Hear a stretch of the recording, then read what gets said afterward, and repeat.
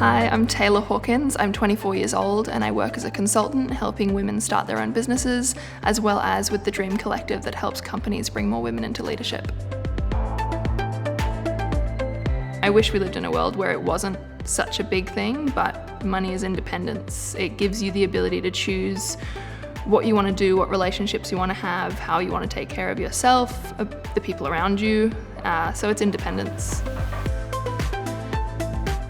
I was working in a cafe and I desperately wanted this new pair of jeans, and I went to my dad and I said, they're the best thing around, I want these. And he said, well, you have a job, so there's due process for this, you make the money, you save the money. And so it sounds like such a silly thing to have saved for, but I remember being so proud that I put that money aside and I bought what in hindsight was a stupidly expensive pair of jeans. But it's just that concept of if you want something, then you have to take responsibility for getting it. I'm a big fan of flearning, that's failing and learning and iterating as you go. A good example of that was a recent purchase I made of a hat. I saw all these women wearing those wide brim hats to these events. I was like, oh, I need one of those. All I saw was my desire for this hat, so I purchased what was, if you want to look on the website, a rudely expensive hat, and that was a flern. Because I was trying to be this thing that honestly I've worn it once and I didn't feel like myself in it, and it was a really good learning experience as far as realizing that sometimes you get it wrong. I was fortunate to grow up in quite a wealthy family, and then we experienced troubles with money later on, and that made me feel that money could come and go so quickly and that you have to hold on to it really tight, which is a story that I have to consciously try and overcome. I understand that because of my prior relationship with money, that I have to relax a bit around it. And the same on the other side is if you've grown up never seeing strife around money, maybe you'll spend it too quickly, and you need to have self-awareness around that.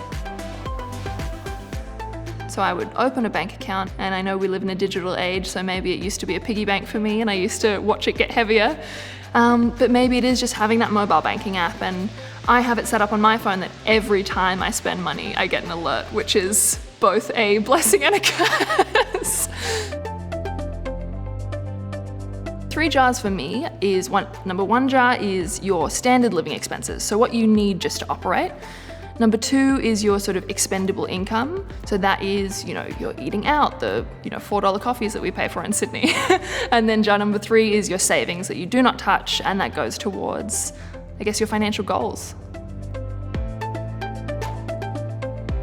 I think it really depends on where you're at with the idea and how informed you are as to sort of the business landscape.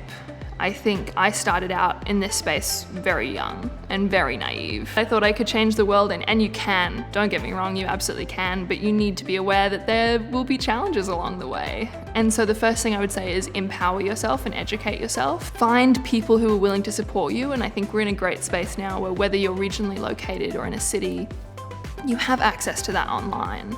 There are a lot of great ideas out there, and there are less people who are informed. And so I would definitely start with finding online resources, finding out other similar ideas that have succeeded and maybe the ones that have failed, seeing what they did respectively and maybe what dictated where they ended up going.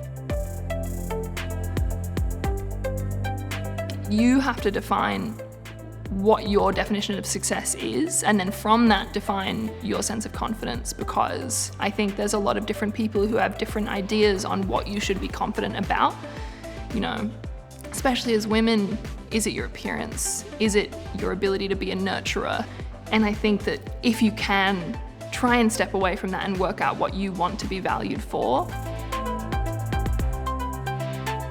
I think one really important thing to remember is that being independent is hard, and creating your own career is hard, and it's so worth it. And if you're someone like me who wants to be independent, to be creative, and doesn't mind a little bit of unpredictability and agility in your life, then running your own businesses or getting involved in the sort of spaces I work in is the best thing you could ever do.